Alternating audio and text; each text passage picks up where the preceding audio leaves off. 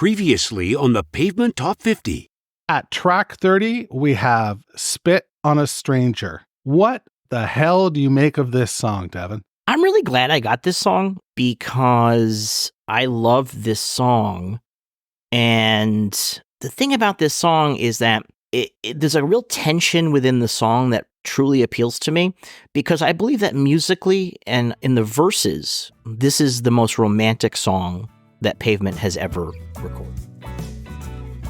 Hey, this is Westy from the rock and roll band Pavement, and you're listening to The Countdown. Hey, it's JD here, back for another episode of our Top 50 Countdown for Seminole Indie Rock Band Pavement. Week over week, we're going to count down the 50 essential Pavement tracks that you selected with your very own top 20 ballads. I then tabulated the results using an abacus and all my fingers on my left hand except for my thumb. Fuck you, thumb. How will your favorite songs fare in the rankings? Well, you'll need to tune in to find out. So there's that. This week, we're joined by Pavement superfan, well, not Pavement superfan, Pavement superstar, Rebecca fucking Clay Cole. Rebecca, how the hell are you? Hello. I'm a fan. I don't know if I'm a super fan because I've met some super fans. And I don't know if I have the level of technical knowledge, but I'm a fan and in the band. So nice to meet you. Nice to meet you as well. You definitely have the technical knowledge. I saw you guys play on the 22 reunion tour 8 times, I think. And it was tremendous. I had so much fun. I was at the Fonda show. I saw 2 shows in Toronto and then like 6 shows in London. Oh, great. Or not London, but UK. Cool. Yeah. So a lot of fun. A good range of shows there. Yeah, I think so. I was pleased. I wanted to go to Iceland really bad, but that didn't fall in the cards. So well, maybe we'll be in Iceland again someday. That would be cool. Join us if it happens. I will do that. So let's get right to the punch here and talk about. This is sort of funny to be talking about sort of funny to be talking with somebody in the band about their Pavement Origins story, but obviously you came late to the band, and we'll talk about that. I really want to know what it's like to join a band, that's an established band but hasn't been on the road in a while. I want to know that as well, but I really want to know your Pavement Origins story. My Pavement Origins story. Well, I think the first time I was aware of Pavement was when they were opening for Sonic Youth. It was maybe Sonic Youth Mudhoney Pavement at Red Rocks. Oh, really? And they were the first band to play, and I had never heard of them.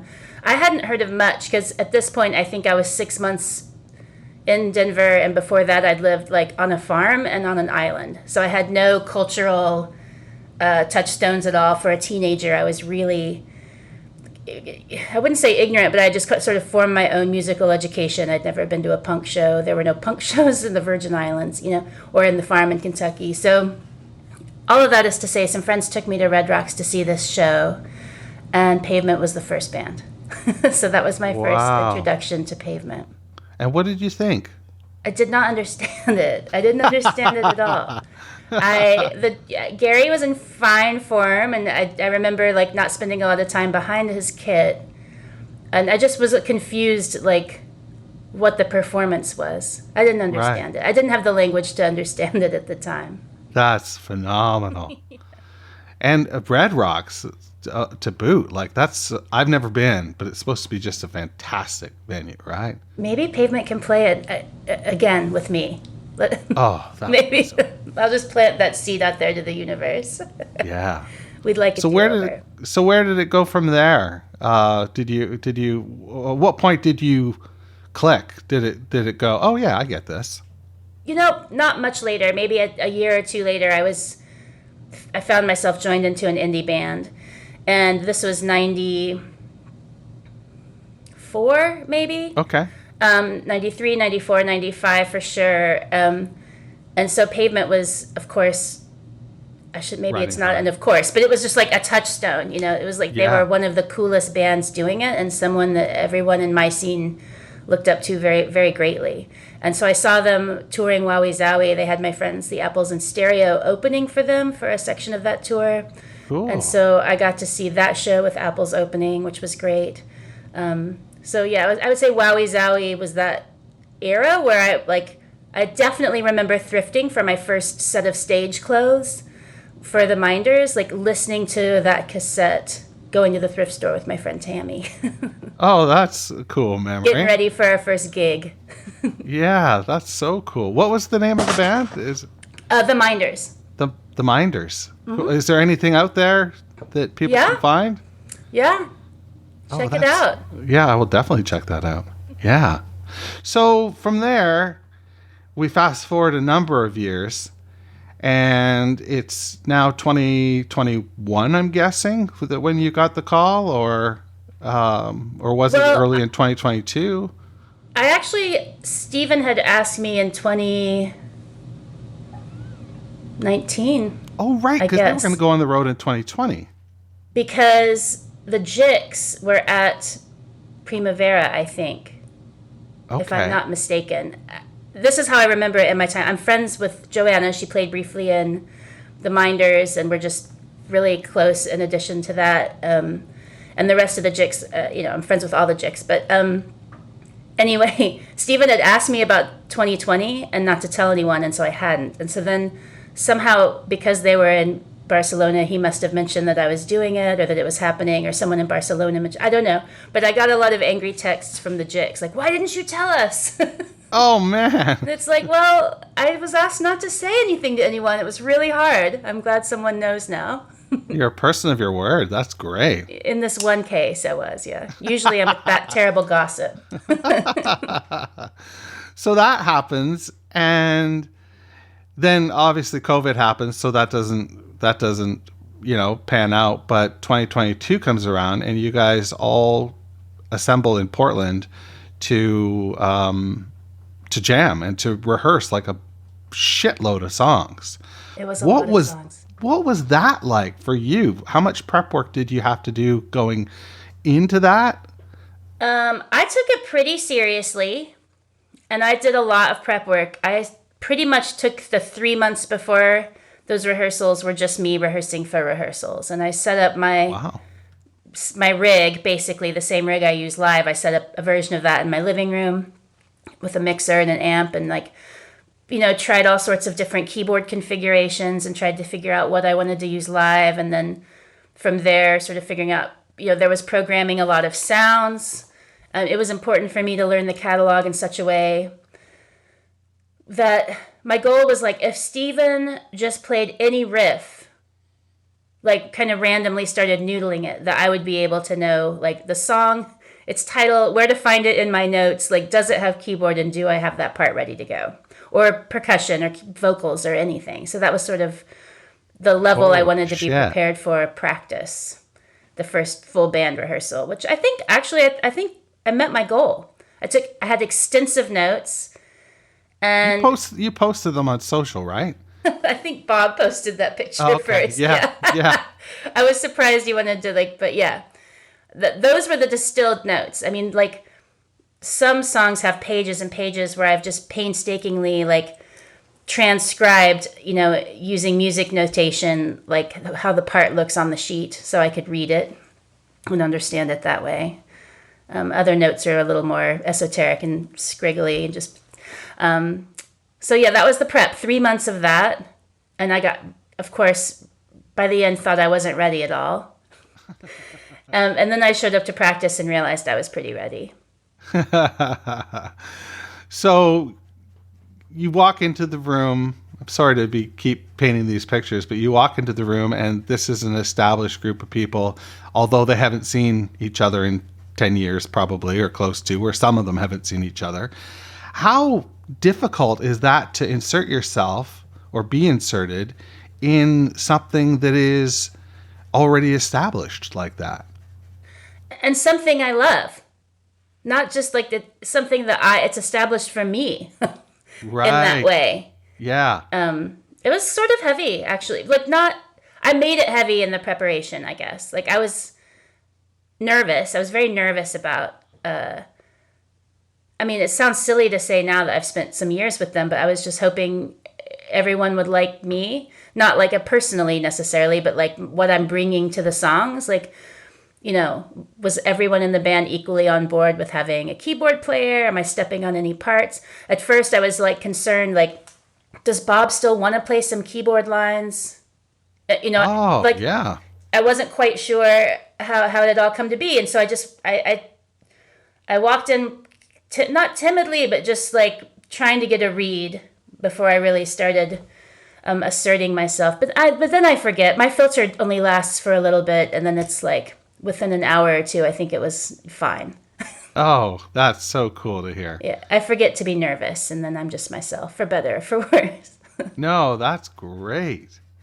So from there, we go to LA and we go to the Fonda show, which I got to tell you, that show like kicked all sorts of ass. That was so good. You guys played so long and such a varied, like we didn't know going into it that the set list was going to be as varied as it was.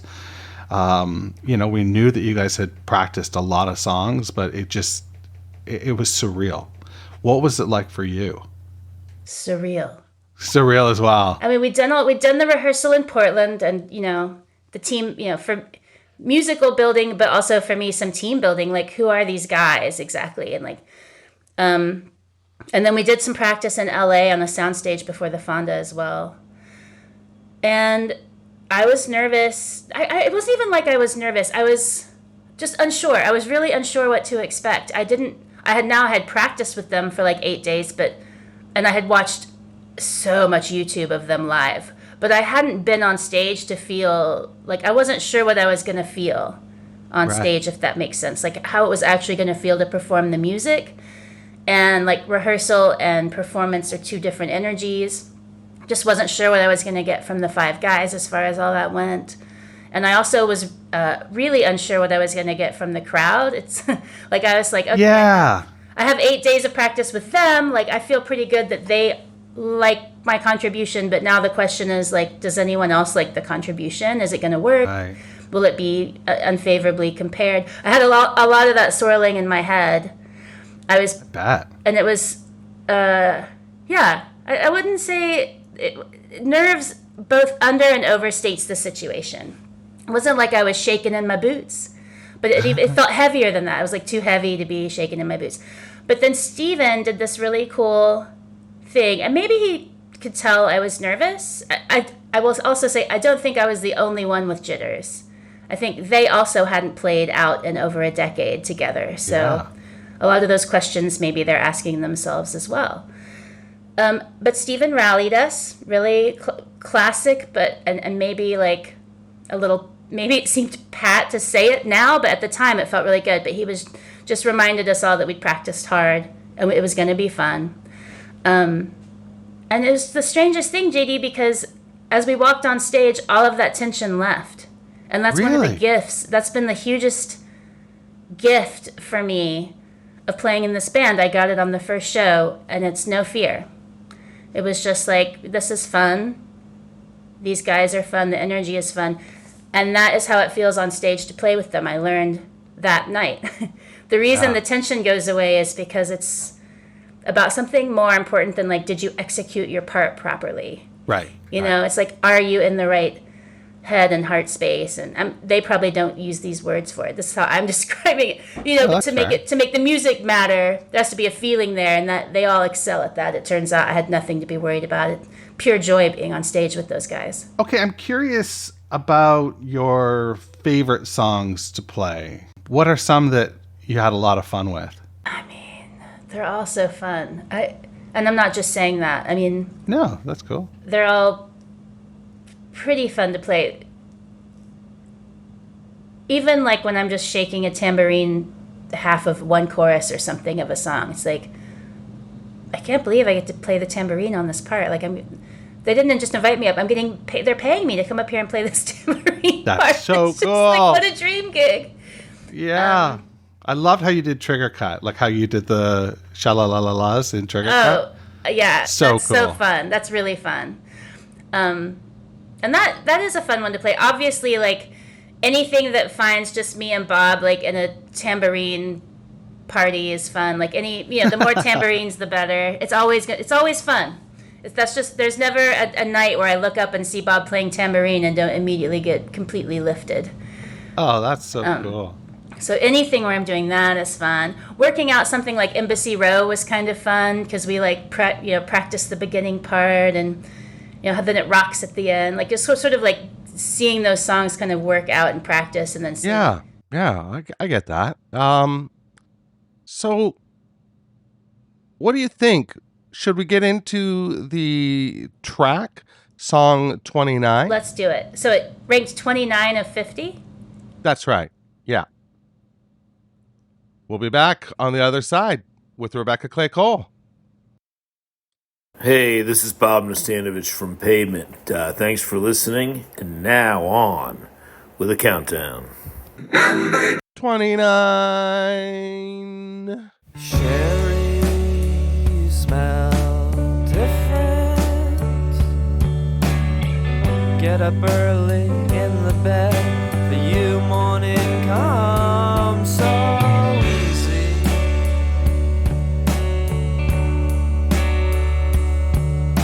Spells have been cast and the urge has been lost. Snipers posted bills as they should of our midnight vacation.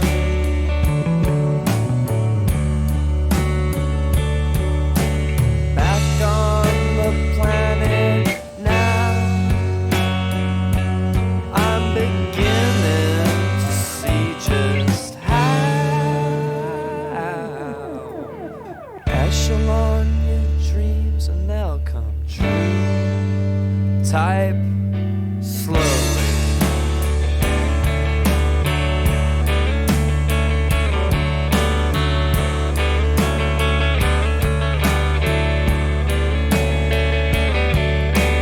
One of us is a cigar stand, and one of us is a lovely blue incandescent guillotine.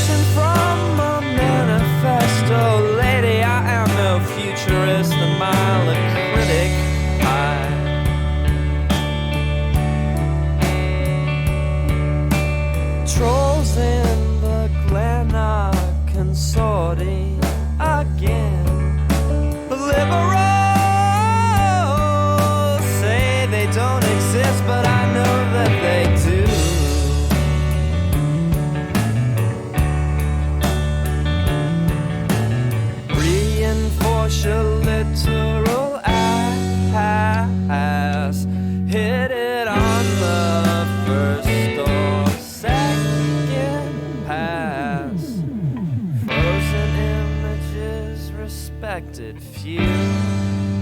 Type slowly.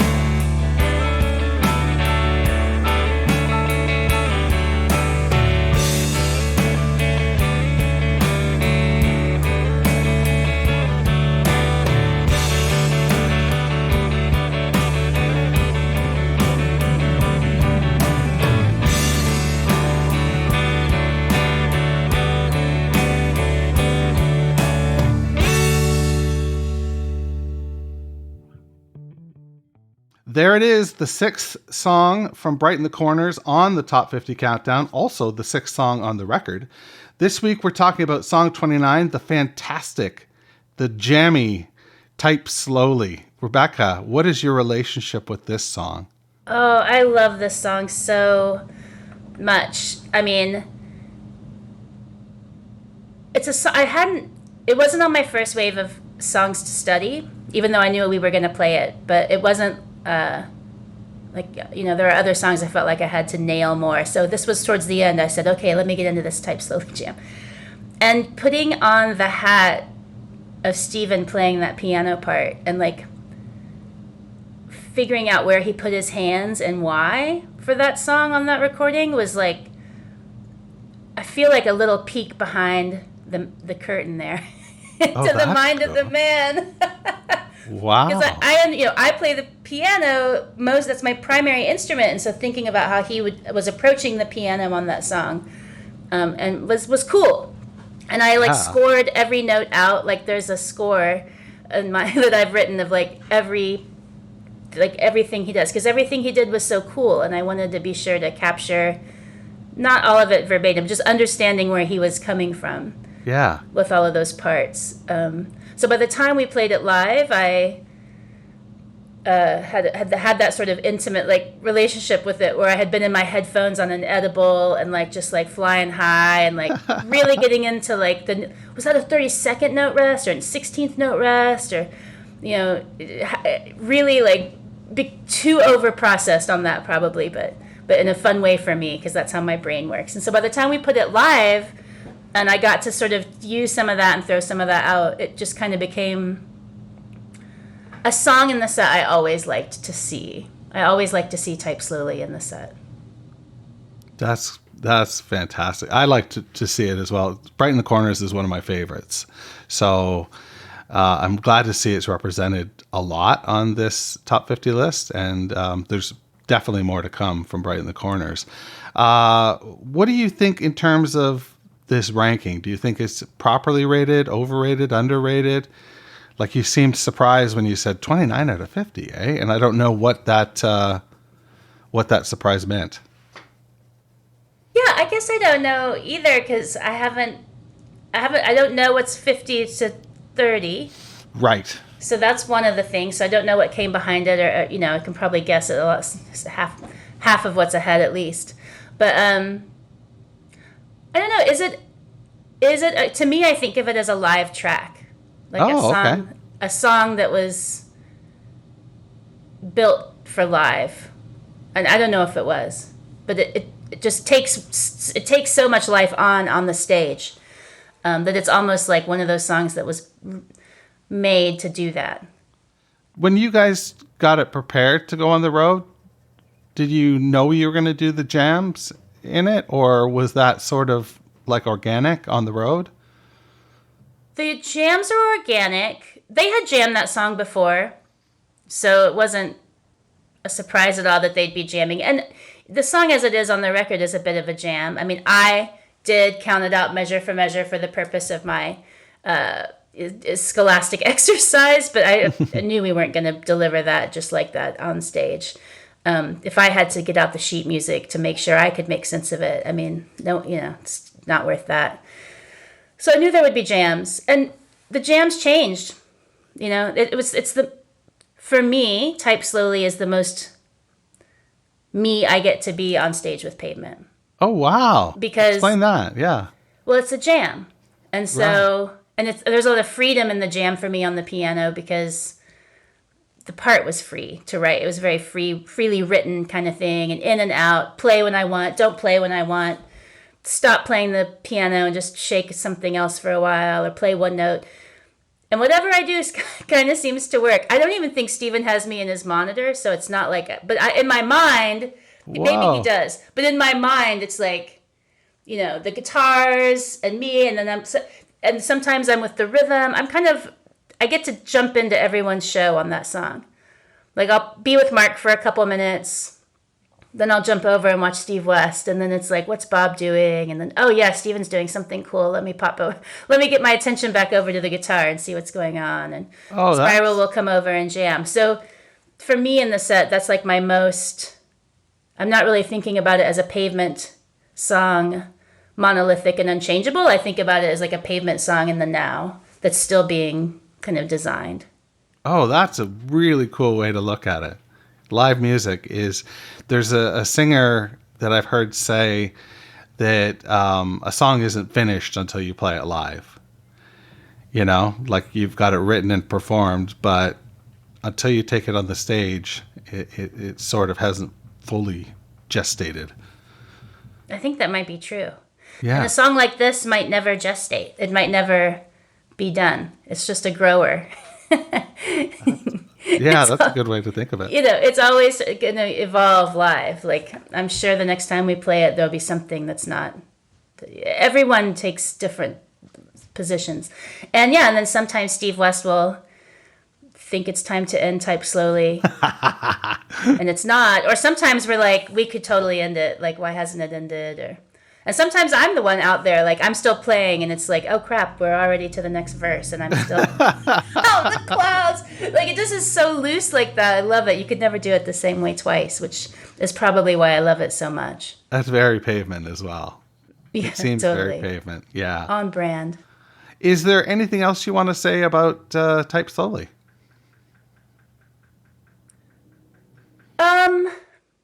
No, there's nothing I really want to say about Type Slowly. I was wondering if you were going to ask me about Slowly Typed. Oh, I didn't even. No, I didn't. But you didn't, so no, we don't have to talk about Slowly Typed. But well, I think now that you've opened the door, I would like to hear your thoughts. I mean, my only thought about Slowly Typed is that it shows the way that the scaffold that song hangs on now into that live jam that it's played on, I think, is like how it was meant to be, or how it does its most power. Like, the Slowly Typed version is not going to ever be a 9-minute epic live jam. Okay. Maybe, I don't know. Maybe I'll throw that challenge out for the next round of shows. But yeah. So I just think that's sort of an interesting thing to think about. Like, I actually looked when I was doing all my homework for this tour. I thought, okay, let me go see like if there's any like live Slowly Typed 9-minute jams I can find on YouTube. And I couldn't find any. No. Only the Type Slowly jams. It's wild how YouTube has changed things, right? Like, I mean, the fact that you can just go and like look at these shows to do your notations and to do the things that you want to do. Very neat that you didn't have to sort of fly by the seat of your pants. I mean, it felt like I was flying by the seat of my pants, but no doubt it was helpful. Like, because you listen to something on record and it's like, okay, that's on record. A record that was recorded 30 years ago, and this band has probably played it live 500 times since then. So they don't their body memory of the song is probably not like the recording version. It's like some live version somewhere that I need to go find. And there were a couple other songs, not Type Slowly, where I was sort of playing it true to the record, and it would be like, don't do that. I'm like, but it's like this is exactly the part's too much, or it's too, and I'm like, but, and then I realized it's just, oh yeah, right, because it hasn't been there for 30 years. So it's good to go back and look at the live versions of things to just sort of watch, kind of like what you just said about how a song, it doesn't really go until it's performed for an audience. But if you've performed that song for 30 years, it might have traveled somewhat from the recorded version. Yeah, I would guess so. Now that you've said it, like it wasn't something I considered before, but now that you've said it, it's like, yeah, that seems pretty clear. Yeah, I found that to be on a lot of songs. So YouTube was a really great resource. Yeah. So I would just be like listening to something and I'm like, there's no way Bob played this live on the keyboard. But I know he played the keyboard. So then I'd go back and watch the live version and watch what he was doing on keyboard and split the difference between Steven's part recorded and Bob's part live. or something. Oh, you know. okay. But Yeah. use that YouTube it was a great resource for me, and it still is. I learn a lot of songs in general, so it's usually a little gold mine of knowledge. Are you always finding yourself noodling and learning stuff? Yes. Yeah. I bet. can't really not think about it. Just listening to you talk so far, it's like, yeah, you seem to have that very analytical, sort of view of things, right? Like to do this, which is I think I'm more analytical than a lot of musicians, or at least my creative flow isn't an analytical way. I like math, I like charts, I like spreadsheets. And that just really helps me get into my own flows of things. Even when I was trying to figure out, I went over to a friend of mine's studio when I first started learning these Pavement songs. And I was just like, help, I don't even know where to start. There's like maybe 100 songs. Like I just didn't even, I'm like, how do I even start it? Yeah. And he was like, make a spreadsheet. That's what you do. And I totally did that. I made a spreadsheet with like the album, the song, does it have piano, does it have percussion, does it need me to like go find some kind of synthesizer sound? I don't know what, just like I made a spreadsheet, and that's how I'm pretty analytical. Yes. That's a Pavement first, I would think, a spreadsheet. Well, for the music, maybe. Yeah, okay. Maybe I bet there's got to be a set list spreadsheet. Oh, okay. That's a lot to keep track of. Yeah. Maybe not. Maybe Bob does it all like from his heart and head, but maybe if I were him, I would. But then again, I'm the one that loves the spreadsheets. Right. Yeah. Well, Rebecca, it's been dynamite talking to you. Especially seeing as it's been tough to hear from you these last couple years, like to read in magazines or stuff like that. I haven't seen a tremendous amount of Pavement information with you included. So this is really special to me. I'm really thankful that you decided to stop by and do this. Yeah, thanks for asking. It's fun to talk about it because it's just like a really fun experience that I've gotten to have, and I'm like the luckiest music fan on earth, I think, in certain ways. Oh, that's a great way to wrap it. That is great. Thank you so much. Thank you. Good luck with the rest of the countdown. All right. Wash your goddamn hands. Thanks for listening to Meeting Malcolmus, a Pavement podcast, where we count down the top 50 Pavement tracks, as selected by you. If you've got questions or concerns, please shoot me an email, jd@meetingmalcolmus.com.